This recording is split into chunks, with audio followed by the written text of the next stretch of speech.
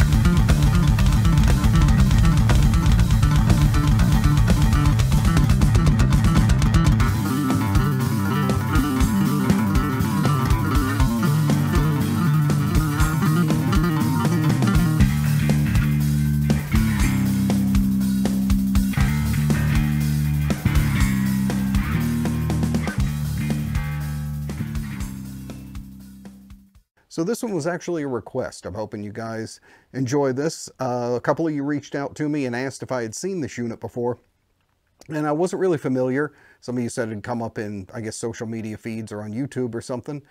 And I reached out to John at Trondheim to see if they had something that we could check out, and they're not US based, so it was a little extra work and a little extra hassle for them to be able to get us a unit in here.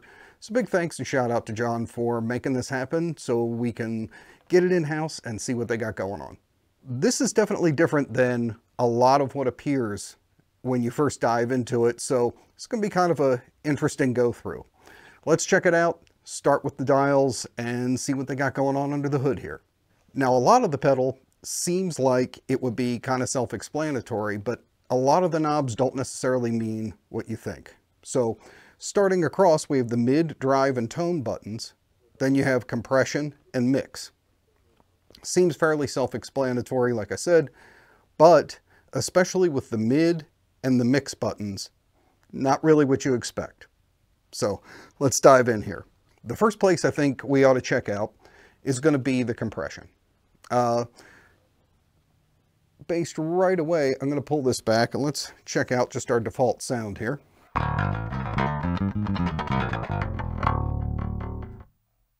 And as you bring the compressor in, it adds a bit more detail and a bit more girth to the sound. So even at a mild setting, I found that it adds some richness and definitely definition. You know, you hear more detail in it. That's especially at the beginning of the chain what I really like to hear. So I was automatically kind of digging the compressor. But we're still only at about, what, 40% here. You can really press this thing and really get it to squish. Kind of old school compression where you start getting some real smear to it and things. So you're starting to get a bit of that squash and the crunch into it. And if we dime it up,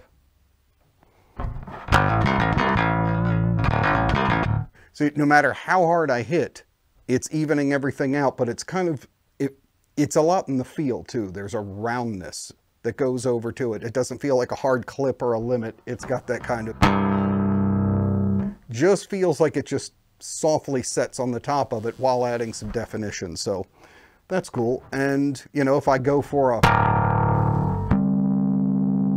brings up the harmonics to the same level that slap was. So if you're doing a lot of things like going in between tapping and harder style playing, things like that, this could be a good compressor to have on that front end to level out your playing, especially live.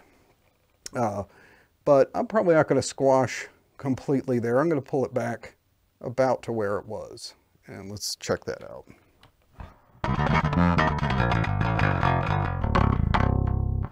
Yeah, fairly good. So Next up is we're going to take a look at the mid and the mix, since those are kind of I think the stars of the unit here, and what are the things you're not going to expect really right out of the box. Now the mid isn't exactly a mid knob, but it is. Now what the hell are you talking about, Rodney?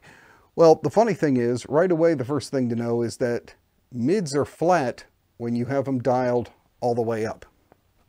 And what this actually is as you dial the mid back, it's almost like there's two band passes that are going on and a center area where they meet. And as you dial the mids back, they actually start to dig out. Trondheim has a channel on YouTube. You should definitely check out the channel and look this function up, because they have a great graph that actually shows how these two filters are working. So you can see it visually. It makes a bit more sense. But what it's kind of doing is digging out in a specific area and then widening that out to scoop you out in a range that maybe you want to make some room for guitars, or you're fighting in a certain area with especially heavy guitars, like, which is the focus of the channel and things. So that's the first thing I think of. And you can kind of sculpt it so that they can sit in the bass range along with vocals and some other things, and you can move around them. Or if you're just very mid forward, you leave it all out. So let's go all the way up, and here's mids flat.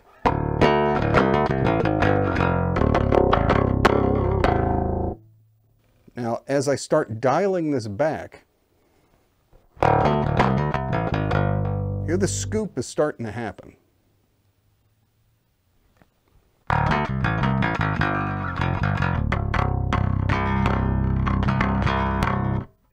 Hear that? It's starting to get your ears leaning to more emphasis on the lows and low mids, and then you've got some highs up top. If I really dig it out all the way back,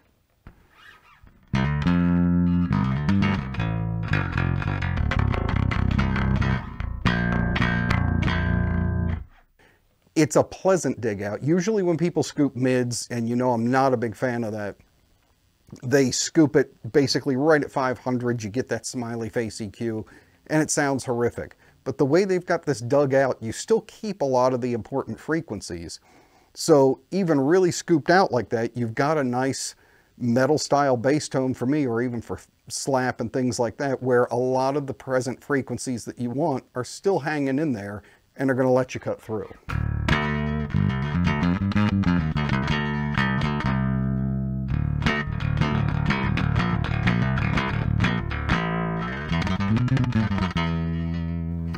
Still a lot of detail. You can pick out what the bass is doing, but it is digging out that center a bit. So now let's check that again by going all the way back up. So there's kind of a nasty honk going on there with this straight in. I think that actually did a good job of taking out those really nasal frequencies that we don't want, leaving that for other instruments and getting some real meat left in it. So I'm going to say that about there to me is a good balance. I've still got a little cut through with the honk, but much more emphasized lows and kind of the upper range that I want to hear. We'll just sculpt the sound as we go. So now the other part of this that we're going to jump to is the mix knob. And now you go, well, yeah, mix. You know, straight in versus the affected tone. Not so fast. What the mix actually does is, by default, the pedal is already giving you a affected upper range signal, being like the mids and highs, and then it's giving you a clear low that doesn't have the drive going through it. So it's already kind of bi-amped in a way. And what the mix knob does is it lets you set how much of the clean unaffected lows are in balance to the upper range with the drive. So may as well jump into the drive here too. And that's the other thing that's worth noting here. This isn't an on-off switch. It's a straight channel and then drive engaged. Drive is when you hit the red appropriately. So let's set the mix at center and bring in some drive here. I think you can already hear there's the fundamental tone underneath of it, and then the drive is sitting up on top. So let's get a bit more nasty going here.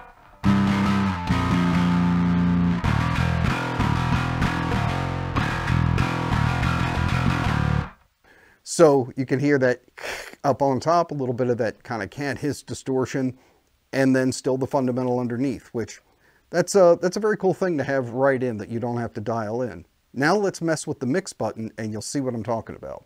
Let's pull the mix all the way forward.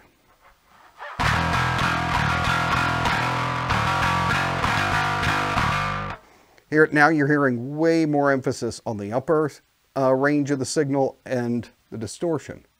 Now if I dial the mix back,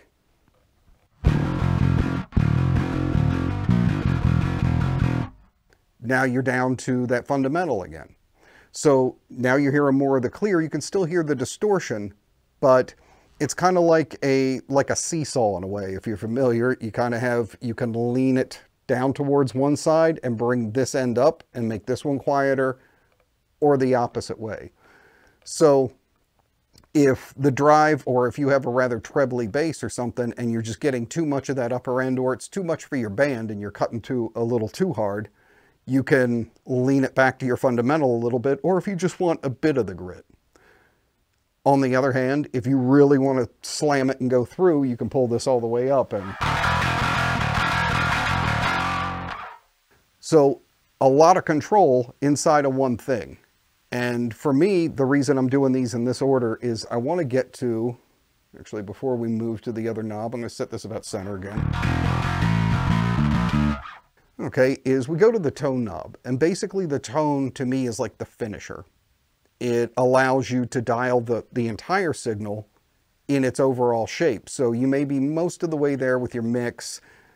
You know, you've got everything dialed in kind of where you want it, and then this can help you shape. I have the tone all the way up right now. Let's go back about 12 o'clock. Maybe a little further. Now see how it's dialing off that top end? You're not hearing the distortion as much. So if I roll back the tone, let's try a little experiment here. Go back the tone, but bring up the mix. Let's see what it does to the overall character of the distortion.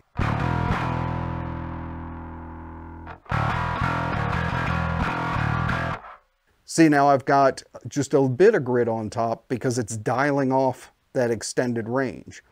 So you can really finesse between those two things. And this is kind of what I was getting at the beginning of the review here, is that there's more going on and you'll find yourself kind of mixing in between a couple of knobs to detail the sound. It's not just like, here's a mix, here's this, here's that. They function together in a way that lets you create and mold your sound in a couple of different aspects. I find that really useful. I haven't seen a preamp with these type of characteristics to the way it lets you shape the sound. So, you know, kudos to them. I think, you know, on the channel, I'm always looking for things that are a little bit new. Somebody trying something out of the box and a new approach, and especially smaller makers that are trying to come up and do something new and provide us with something. And so I'm surprised by this, and pleasantly. It's pretty cool. So, see if we really dime out the drive here.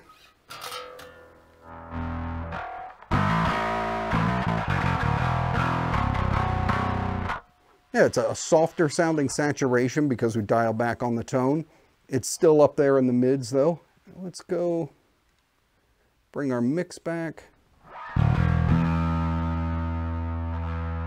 Bring up the tone to taste. Good guttural, it's got some balance and some real grunt to it. And then again, if I want more cut, I can bring the mids closer to 0.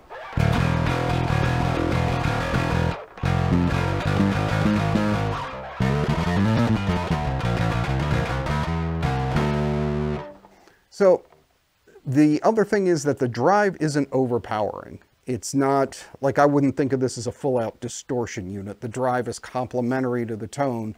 It's not, you know, a massive drive type of thing. So I look at it more as a color to add to the overall preamp rather than the focus of the unit being the distortion. So what I did outside of this, before I decided to sit down and do the review, and while I was trying it out, I tried it with some other units, and one thing I can definitely say about it is this pairs well with other units. It seems to play nice. There's some preamps that just dominate a signal to the point where if you put anything else in front of it, another drive or something like that, it just turns to a sonic mess. This one seems to really gain stage well and offer some nice tone shaping that you can use going straight in like we are here, but also something where you can send it to, you know, a much more aggressive dirt, maybe add in a little here as a booster, that type of thing, or to other types of units where it gives a pleasing tone going in, not one that just isn't going to play nice with anything else. So very cool on that end too. Let's see, let's get some mids back out. And I'm going to go to a clean signal and see what I end up with on what I find kind of pleasing. Okay. So for my settings,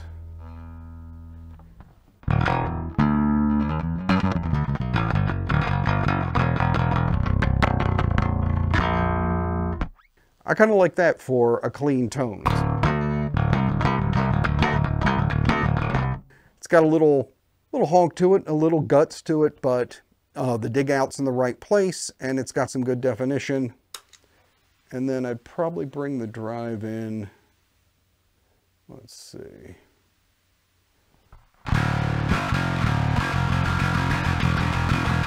Yeah, a little nastier there and just for some edge. So those settings there seem to work pretty well for me.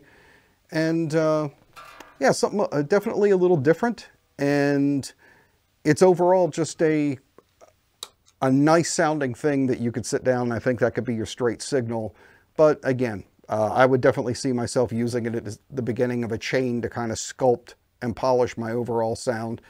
And then probably go to a cab IR, something like that, and keep messing with it. But it definitely seems to work fine on its own. Yeah, I really appreciate you guys recommending it. This turned out to be a very cool find. Kudos to you. You're getting a good ear out there. And again, thanks and shout out to John at Trondheim. This is very cool and I enjoyed looking it over. So what do you think about the unit? Hit me up in the comments below. Let's talk about it. And also, have you already gotten one? And were there a couple of tricks, which I could probably see happening, that I didn't necessarily catch, or things that are hidden under the hood that maybe I need to look into with it? So I will see you down in the comments. That wraps it for the SkarBassOne. I'll see you on the next one.